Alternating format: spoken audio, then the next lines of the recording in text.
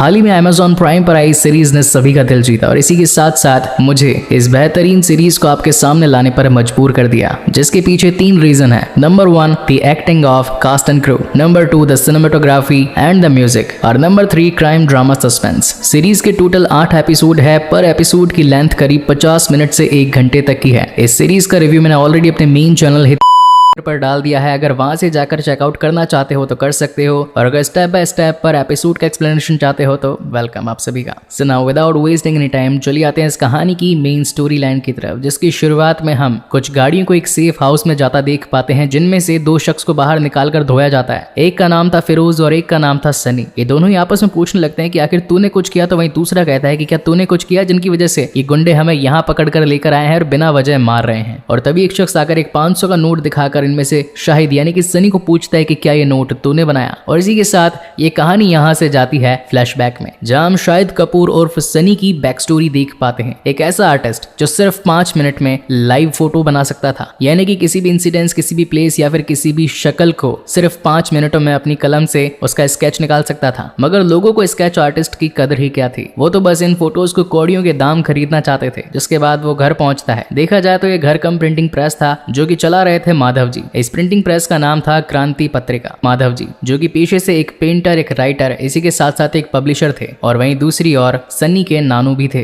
अगर वो पेंटिंग करते करते थक जाते थे या फिर दूसरी ओर इन्हें कोई पब्लिशिंग करनी होती थी, तो वो अपनी बची हुई पेंटिंग का काम सन्नी को दे डालते थे, जिसमें सन्नी भी अपने हाथों की करामात करके उस पेंटिंग को और बेहतरीन बना दिया करता था। वहीं हमें सन्नी का दोस्त फिरोज दिखाया जाता है, जो कि इस प्रिंटिंग प्रेस में कलर मिक्सिंग का काम किया करता था। इन दोनों की ही लाइफ सही नहीं चल रही थी। ये तो चाहते थे बड़े घर, बड़ी गाड़ियां और इसी के साथ साथ एक अच्छी लाइफस्टाइल पाना, मगर किस्मत ने सिर्फ उन दोनों को ही नहीं बल्कि इस प्रिंटिंग प्रेस में काम करने वाले 30 एम्प्लॉयज से भी उनकी जिंदगी के कई साल छीन लिए थे। क्रांति पत्रिका का काम था देश में एक नई क्रांति ला देना, मगर सबसे बड़ी प्रॉब्लम की बात तो ये थी कि उनकी क्रांति कोई खरीदता ही नहीं था। इसीलिए बचपन में सनी और फिरोज मार्केट में जाकर एक एक अखबार बेचकर जो कुछ पैसा आते थे उन्हें चुपचाप नानू की ड्रॉर में रख दिया करते थे। कहने को तो बड़े लोगों को खर्ची बच्चों को देनी चाहिए, मगर यहाँ ये बच्चे कमाकर पैसा नानू को दे रहे थे ताकि वो अपने एम्प्लॉयज को सैलरियां बांट सके और अपने काम को चला सके। इन दोनों बच्चों ने अपनी जिंदगी गरीबी में ही बिताई, और एक वक्त तो ऐसा था जब ये प्रिंटिंग प्रेस नीलामी की कगार तक पहुंच चुकी थी। तब एक एक पैसा जोड़ने के चक्कर में इन्होंने कई सालों तक सिर्फ बन ही खाया। जेब में पैसों की इतनी कमी थी कि ये दोनों जहां भी देखते इन्हें सिर्फ पैसा ही दिखाई पड़ता था। जिसके बाद कहानी अगेन प्रेजेंट टाइम में आती है, और यहाँ हम सनी के साथ उसकी गर्लफ्रेंड नेहा को देख पाते हैं। ये दोनों ही आने वाले न्यू ईयर का प्लान बनाने लगते हैं, जहाँ पर नेहा कहती है कि वैसे मैं अपने फ्रेंड्स के साथ में क्लब वेलोसिटी जाने वाली हूँ। मुंबई का ये बड़ा सा क्लब जहाँ पर एक टेबल करीब 30,000 रुपए की मिलती है। ये सुन सनी खामोश हो जाता है और कहता है कि वैसे मैं वहां तो नहीं जाऊंगा, मेरे कुछ और प्लान्स हैं, अगर तुम आना चाहो तो आ सकती हो। जहाँ एक तरफ नेहा अपनी रेंज रोवर में बैठकर निकल जाती है, वहीं सनी अपनी खटारा बाइक को लेकर आगे चला जाता है। उसे ये जानना था कि क्या सचमुच उस क्लब में एक टेबल 25 से 30,000 रुपए की मिलती है, तो वह जाकर वहां के वेटर से थोड़ा नेगोशिएट करने लगता है। खैर ये तो रही